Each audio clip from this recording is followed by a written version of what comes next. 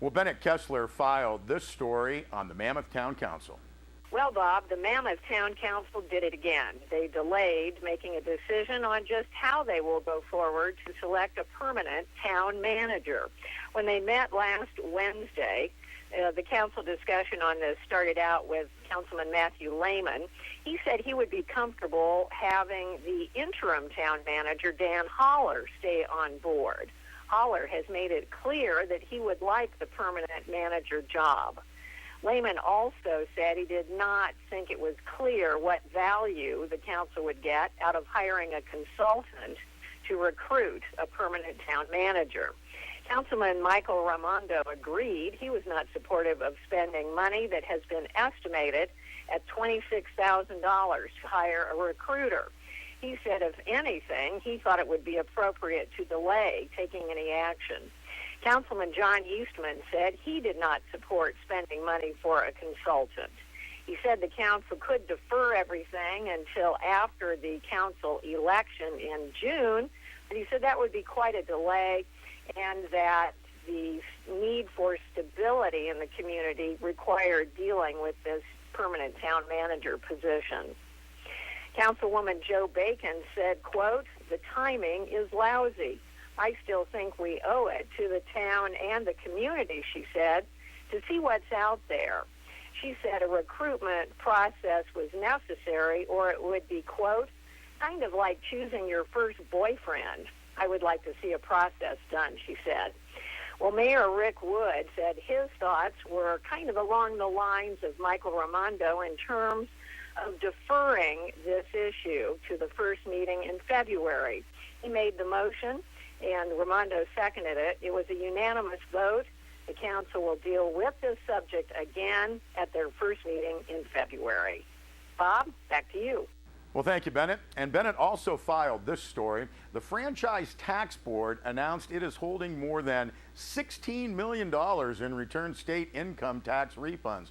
$2,700 of that belongs to 11 Inyo County residents, and $4,700 in refunds belong to 33 Mono County residents. Now, according to the Franchise Tax Board, in 2013, nearly 48,000 personal income tax refunds ranging from $1 to $54,000 were returned by the U.S. Postal Service.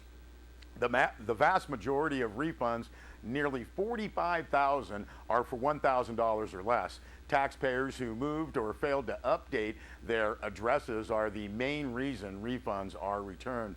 Now, updating an address can be done through the Access Your Account feature on FTB's website.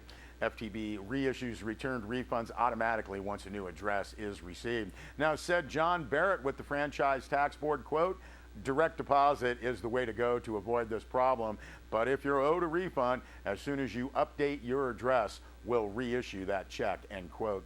Now, taxpayers expecting a state refund or unsure if they received their refund can access FTB's Check Your Refund Status. This service is available in both English and Spanish. FTB encourages taxpayers to use direct deposit when filing their tax returns. The board says direct deposit is a fast and secure method to receive your tax refund within days rather than waiting weeks for a paper refund. If you would like some more information on other taxes and fees in California, check out the website taxes.ca.gov. And Bennett Kessler filed this story. One of the many heartbreaks of war, loved ones missing in action and never brought home to rest in peace. Mark Noah, a pilot and owner of History Flight, came to know that and has been quoted as saying that his years of travel have made him, quote, deeply conscious of lingering effects of war, end quote.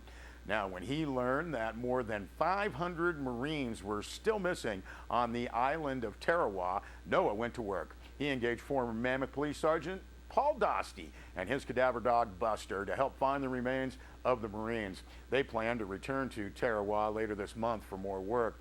Now, Noah said he learned a lot about missing military, studying history, restoring war-era planes, and meeting relatives of missing people. A New York Times story on Mr. Noah revealed that he created a 62-foot-long aerial photo of parts of Tarawa and then hired a small team of archaeologists and historians to start his work to retrieve the remains of the lost Marines.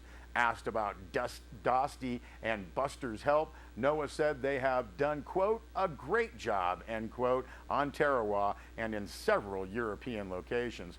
Now, Noah said he used a kitchen sink type of approach to his efforts, using lots of tools, including, as he put it, Paul and Dr. Buster. He started with historical resources and then specific locating approaches that included Buster, radar detection, and excavation. Now, Mr. Noah said Paul Dosty contacted him after learning of his efforts to recover remains. Noah called Dosty, quote, a phenomenal dog trainer. It's fascinating to see them work together, end quote. Now, the first time they all worked together was in 2011, and when asked about those who are skeptical that a dog really can help retrieve bodies, Noah said of Buster, quote, skeptics were proven wrong. The evidence is deafening, end quote. Now, in one case, Buster alerted on a specific site. The ground-penetrating radar personnel verified it. A report is made to the government. An excavation revealed the remains. Noah said he hopes to return to Tarawa with Dosty and Buster later this month. Oh, that's a nice story. We'll be back with a weather report.